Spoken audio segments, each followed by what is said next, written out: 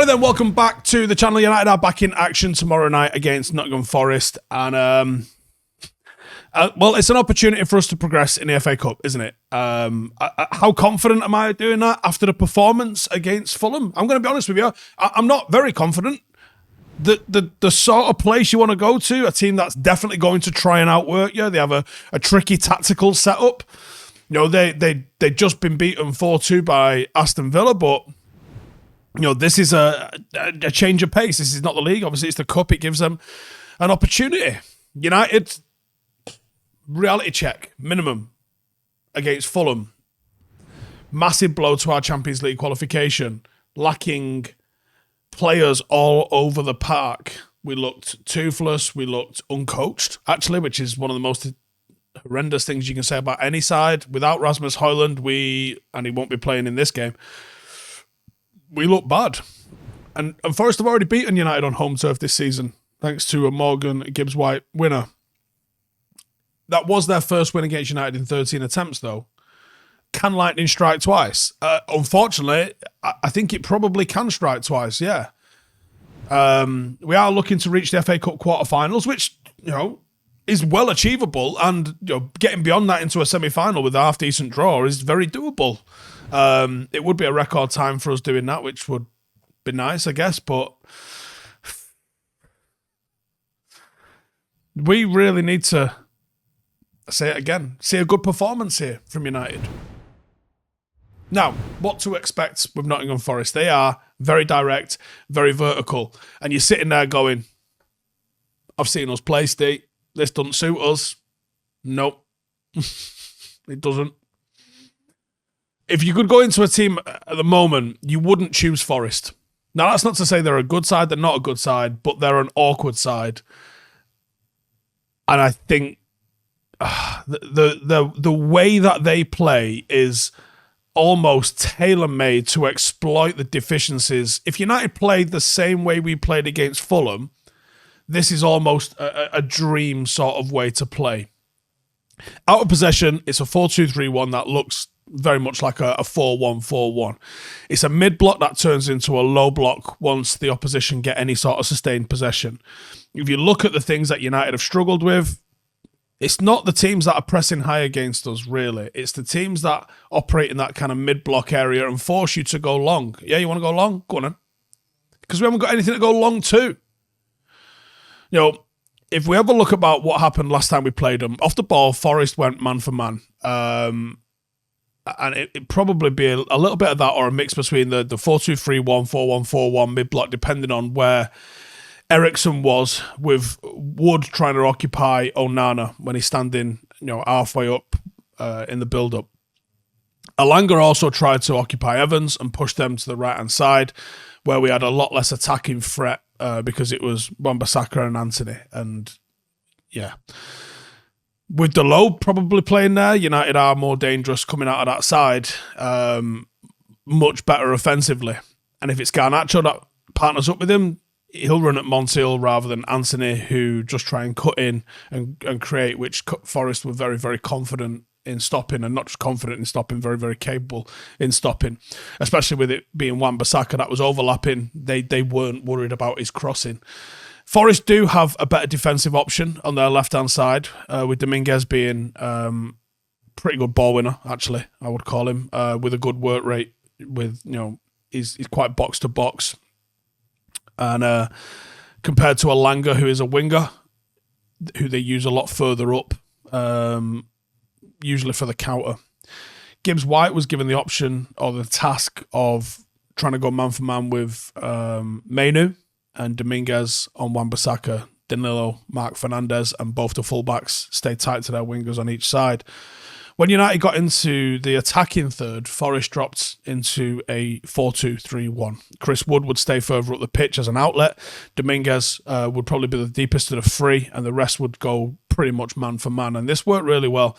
United had just one shot all half, with most of the second half being pretty desperate, as well as Forest sitting a lot deeper and fully conceding the ball, trying to let United have it and try and break down 11 men behind the ball, which we're not great at.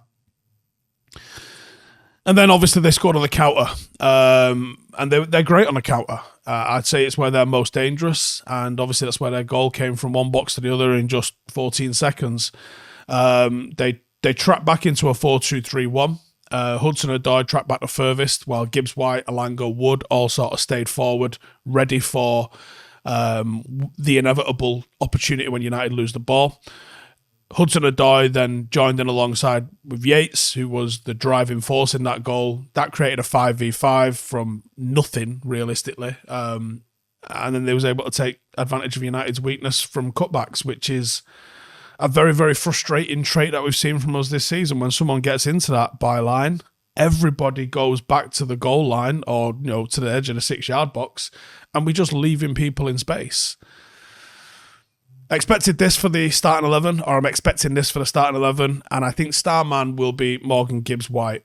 Since they've moved him into the 10, under Nuno, he's been electric. I think he's their biggest creative spark, probably their best player. He definitely is the point of the attack, and he's the one that you probably need to go and try to neutralise. Have we got a player that can do a man-marking job on him? Because he's got the pace, he's got power, he's got skill, and probably very good decision-making, as well as being a relentless hard worker. So, you got to deal with him. In terms of the United 11, I'd like to see Amrabat at left-back. And I said this last week and we didn't get it. And I thought Lindelof was all bar a disaster, to be honest with you. So I'm going to go Amrabat. I'm going to go Delo, Varane and Maguire. Mainu. I'm assuming Casemiro's all right. I know he had a knock to the head. There's not a concussion protocol in there, is there? There might be. Bruno.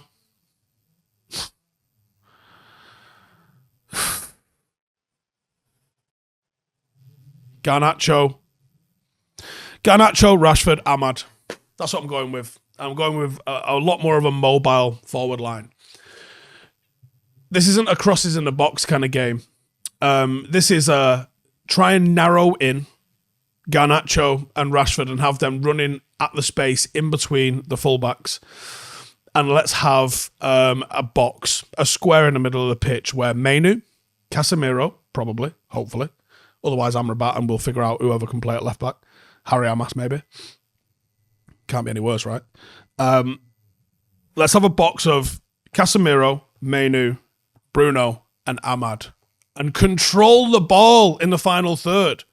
Narrow in the forwards. Almost go to a 4-2-2 with it. Almost go to a 4-2-2. Have them come in wide, out to in, and have link up and look for some third man runs, off the ball runs, and through balls in behind the defence. Let's go with some quality football. Yeah?